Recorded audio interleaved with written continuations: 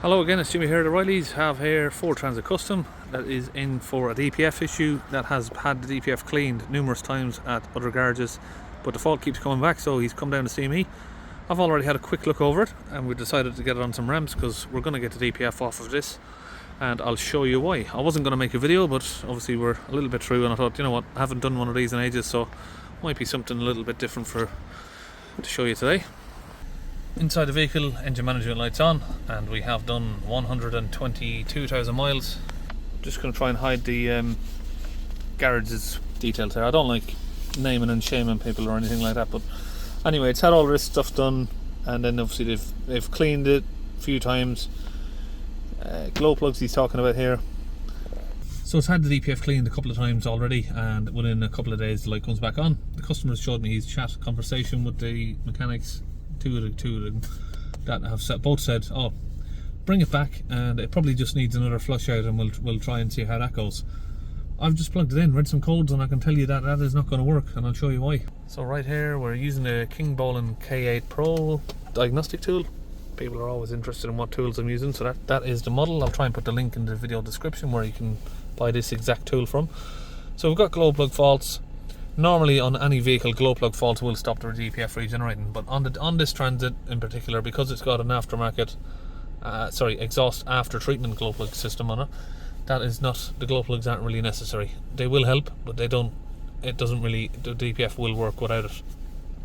We've got a block DPF, even though it's been cleaned 3 times or something, but because we've got P26A1 fault code here, you are wasting your time cleaning that DPF until that is fixed. That is your exhaust after treatment glow plug, which is the vaporiser. So that's going to need, obviously, likely changing. We're going to check the connections to it, check the wiring to it, but that's going to need doing. We're going to ignore the glow plugs for now. We're just going to sort this out. So the DPF we're going to have to take the DPF off of this as well to see is there any damage to the DPF, because it's been force regened numerous times. So DPF off, inspect it, back flush the DPF if we need to, and well, we do need to, and we're going to need to inspect and or maybe change the vaporiser. Let me just show you some of the live data that we're looking at here. So if we go to differential pressure, well, we've already got it all clicked here. So search 172% on the DPF. We have pressure of 37.8. So we need to get this DPF off. It is a block DPF that should be at anywhere between 1 to 6 millibars of pressure. So it is a very block DPF. Let's hold the revs up at 2500 RPM. 180 millibars of pressure. 190. Slightly increasing there.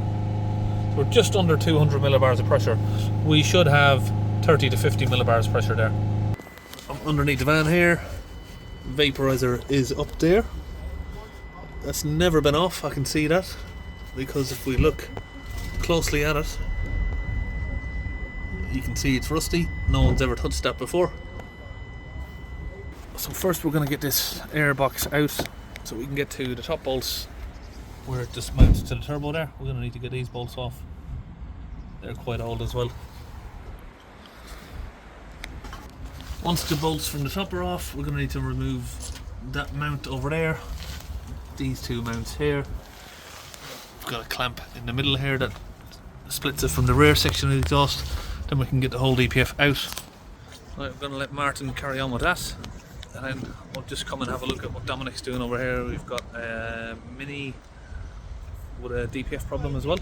Right, we've got a little bit of an issue with this, and it's where we need to sort of make a decision on what's the best option to do. Bolts aren't coming off of the turbo, so these bolts are extremely tight, they don't want to open. Question is, do we risk snapping them, or should we just get the vaporizer off? That's what Martin's trying to do now on the van. Try and clean the DPF on the van before we go to the lengths of maybe snapping these bolts off, because if that happens, it's going to need the turbo off.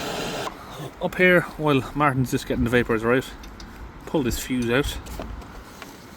that is that fuse there. It's a yellow one, so it's there's a gap between these ones. I don't know what number that is, I can't remember, but that is the yellow fuse is for the vaporizer. See, that is blown because there's a circuit issue with it. There's no point putting a new fuse in it until you put a new vaporizer in. But the main thing about the fuse is if you put a new vaporizer in, you can still get the fault and you think, oh, what's going on? Maybe we've missed something or diagnosed something, and you can start checking through the wiring. Just make sure the fuse has been changed if you put a new vaporizer in, or make sure the fuse isn't blown. Right, so just in here we keep brand new vaporizers for these vans, and these are genuine Ford parts. We just don't keep them in the Ford boxes because they're too bulky. See, we can get a dozen of them in there, but if we keep them in the boxes, it's going to fill all the way across the shelf. Okay, so we've just finished putting the DPF cleaning fluid into the DPF, which is in for the pipe just up there. So now using the KingBolen, we've just go to special functions, power control module, take this one out and plug it in. Reset the DPF particle filter values, and then we can prime the vaporizer. Okay, once we've done our special functions, which is resetting the DPF values to 0%, prime the vaporizer up, and we're going to get this one to HPA. Start the van up, so we've got no fault codes at the minute, or no engine light, sorry. Just hold the revs up around about 2,500 RPM for a couple of minutes. We'll just keep an eye on the pressure there of the DPF, so we'll try and hold that rev steady.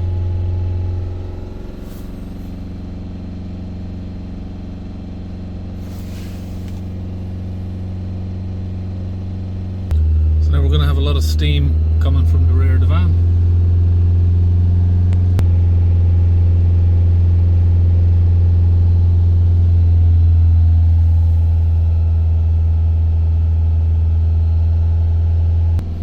And the good news is we're down to 50 millibars of pressure, where we had, I think it was 180 before, something like that. We're only like a minute or two in so far, so it'll probably come down a little bit lower. Let's let it idle, see where we are. So we're at 7 or 8. That's good. That's good enough for a Transit. Transits are fine at that pressure. Ideally, we'd like to see it at 6 or less, but 8 is close enough just for the minute. But we're going to take the van out on a test run. And actually, what I'm going to do here, because we had circuit issues on the glow plug of the vaporizer, and we've got a wet DPF, so we haven't got any risk of overheating the DPF. I'm going to trigger just for 5 minutes. So a regen process should take about 40 minutes on these. But I'm going to trigger the regen process for about 5 minutes, because that will confirm if the vaporizer is working, because the vaporizer doesn't come on until we need to regen. So we would have to either drive the van for 300 miles until it's ready to do its own regen, and then we would know if the vaporizer is still short circuiting or not. So if we do trigger off a regen for 5 minutes, if it doesn't trigger off a short circuit to the vaporizer, we know it's all good. Okay, so we're just going to run that for a couple of minutes. Like I said, it's going to hold the revs up. That is going to prime up. That's going to prime the vaporizer. It's going to spray fuel in, and it's going to activate the glow plug that is in the vaporizer system. If there is an issue, we'll get an engine light on. So this is just a test to see if the van, when the van is going to do its own regeneration, that it is going to be successful. We're not going to get any short circuit and codes back, and that we're not going to blow the fuse again.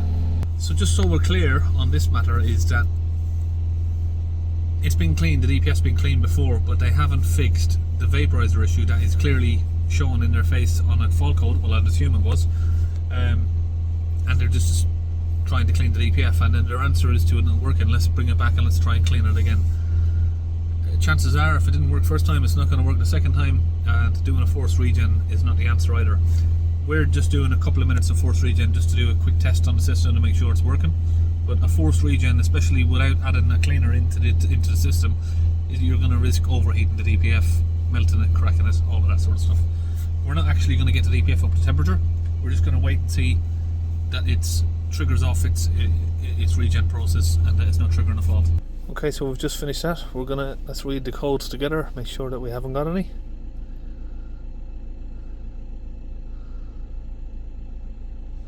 Yeah, so we've just got the glow plugs again, which we're not worried about.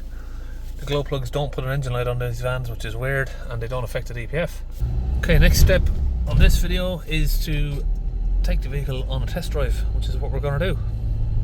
Now you might say, why don't we just change the glow plugs? According to his notes on there, he's tried to take them out, and number 3 and 4 are snapping, so he's left them in.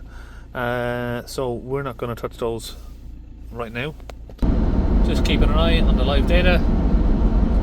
We did have the closed loop go to 12%, but it's come back down to 4 again, so we're staying around a low pressure. Right, so that's it. It's all finished on the Ford Transit. See you in the next video.